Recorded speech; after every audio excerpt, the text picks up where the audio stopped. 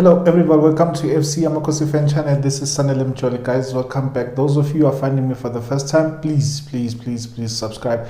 Those of you who've been here without subscribing, guys, please do the right thing. So today I'm going to be talking about the injury updates and what the coach said about his substitutions, as he was asked on goal.com, because he was asked like, why did he make the substitutions that he made and what did he think about those substitutions? Did they work against Cape Town City? As we know that the guys who came from the bench, they made their changes and they changed the complexion of the game, and then we won the game. But yeah, on the injury list guys, there are still players that are still missing from the starting lineup or from the 18-man squad. Why? Because they are injured. But the thing is that I'm worried about is that we are not told about the length of their injuries, if it's a minor injury or it's a major injury, for how long they will be out of the season. So it's kind of worrying that we are not told these things. I don't know if they think that probably the opponents would use that against us or will play well against us. I don't know the real reason why we are not told.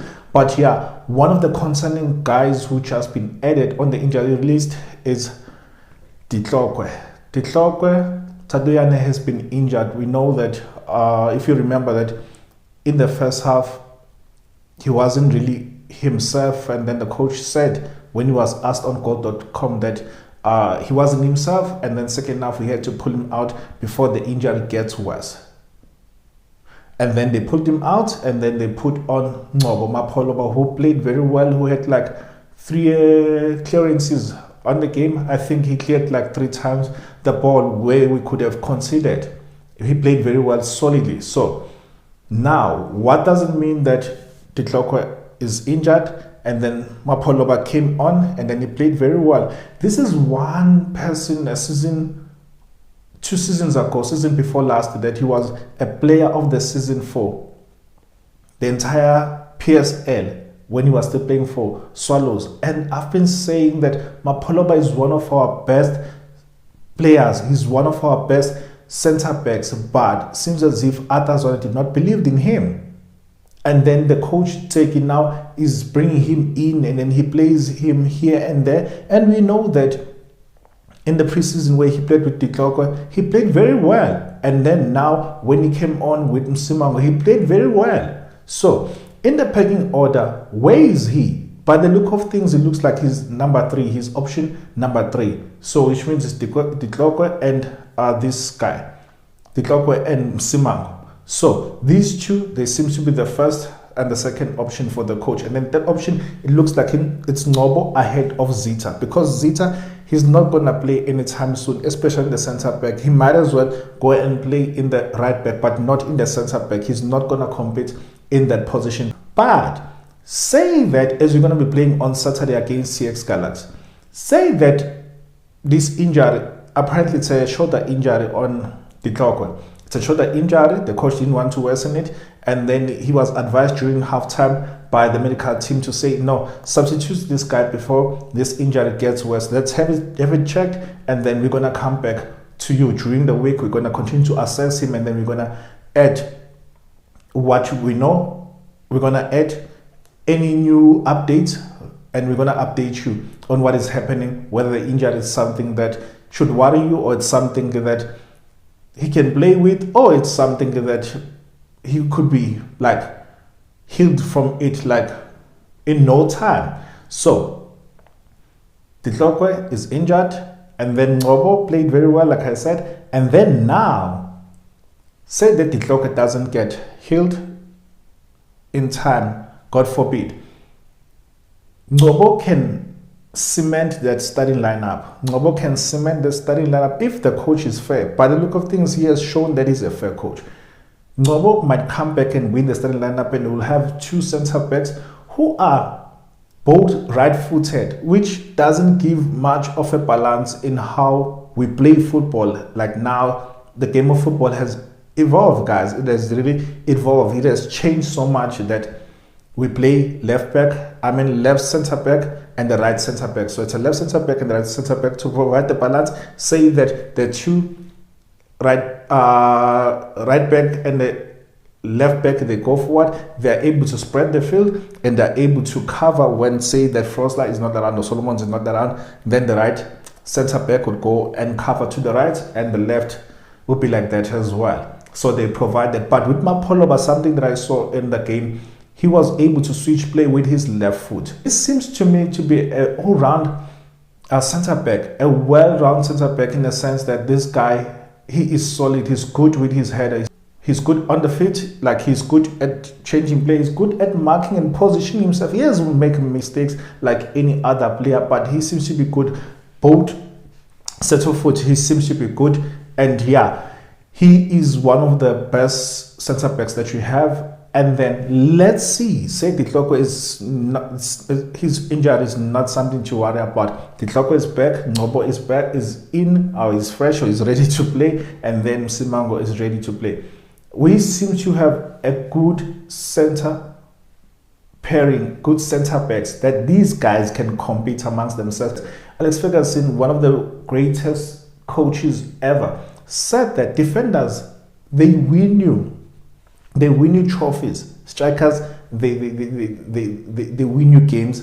Strikers, they win you games, but defenders, they win you trophies. So with that said, we have a good center back. We just need to work on the left and to the right and the left backs. We need to work on those positions. These guys, they need to grow in their positions, and they need to cement those positions, because once Solomons is back, I see competition between him and Frosler, and which is good for the club. And the left back, if Dove is back, I see competition with him as well, with Hlanti, because that is good for the club as well. That is good for Kaizer Chiefs. But they need to cement and stop making silly mistakes, these two, Frosler and Hlanti, not to be always found wanting, not to be always out of their positions, because some of the goals, they come from the wingers. Some of these goals, they come from the wingers. Yes, they are playing well in patches, they've been good, but I pray and I hope that Solomons will be back from injury, and then Dove will be back from injury, and they'll compete with these guys. And then that centre back this season, I see us conceding less goals. I see us conceding less goals. As long as Peterson is in goal and he's communicating, or Kune is back, he's competing for that number one, I am happy with the centre back, with the defense. I'm happy with the defense. We're gonna concede less goals compared to last season. If we can improve this season and concede less goals than last season, I can tell you that we're gonna be that team that can be that can finish up there, and also we can win a trophy, if not two. That is my hope. I'm hopeful that we can win a trophy this season based on the defense. But now the problem would be on those players, that they need to finish the opportunities. So on the injury list, it's Solomons, it's Dove, it's Dolly, it's this guy, it's Matlou. Yeah, it's these four that are noticeable, that I know of at the moment. That, and with Ditlhokwe, you can add him there, but we'll still get the feedback, like how bad is the injury. But by the look of things, it was just the medical team being cautious. It doesn't look like he's gonna be out for a long time, but you never know. You'll never know. But let's pray for this guy. Let's pray for these guys that they'll be back. I mean, Dolly, as he's not back yet, we are missing someone who will be taking on the free kicks, the set pieces. We are missing him. Solomons, we miss him with his speed, with his velocity on the right, to make sure that he's adding numbers. And we know that he has a good stamina, that he can run and come back. We miss him for that. And then Dove, we miss him as well, because his preferred and best position is his left back, as much as he can play the left center back, but he's good with at playing at the left back. So let's see how the season progresses, and I hope that by the season progresses, come game number 4, number 5, that these guys are back. Imagine that you have everyone, you have a clean bill in terms of injuries. No one is injured. I see us competing. So the coach was asked, why did you substitute Potsane? Why did you substitute this guy, why did you substitute Modi? He was asked about his substitutions as well. He says, look, for us to change the attack, those are tactics. For us to change the attack, we needed someone who be strong there so that we can have possession, because we'd just shoot the ball up front. We just kick the ball up front and then it would come back to us and bounce so many times, because we don't have someone that we can use as a point of reference, someone that we can use as that target man to hold the ball so we can start building around him. So I felt that we need to change how we play, how we attack. And then we know that the goal came because of the tactics that the coach applied. The second goal that Castillo scored, because of the change of the tactics from the coach. So as he made those changes, he says that we're changing how we are attacking. We needed someone who's strong, who will hold the ball, because we know with Dupreez, as much as he's good running at players and playing the ball, and if we play the ball behind the defense, we know that he's good and we know that he can murder and punish any team. But we know that he's not a player that who can hold the ball. So meaning what? Each and every time we kick the ball up front, we out of 10 we can lose the ball more than 5 times or so. We can lose the ball more times versus when we have Ranga on the pitch, because he can protect the ball. He's strong, he's not easily bulldozed by the defenders. So that's where the difference is. I'm not saying who's better than any other player, but I'm saying that we changed tactics. Look, for example, how we played against one of the Sundowns. As soon as Ranga came out, because we were busy shooting the ball, we were busy kicking the ball to Ranga, and he would collect the ball and then he'll play with those who are around him. But we said, okay, look, Sundowns now defending. They've put on a defender, that big guy. I don't remember his name, from Sundowns. And then he said, okay, we're changing the tactics. Now let's play the ball behind them, because these guys are big. That means that they are not that speedy. So we'll then attack from the back. We'll play the ball just behind the defense and we'll have players who are running in. And it was the same thing that happened in the first half against Cape Town City, that these guys would then push, the Cape Town City defenders would push.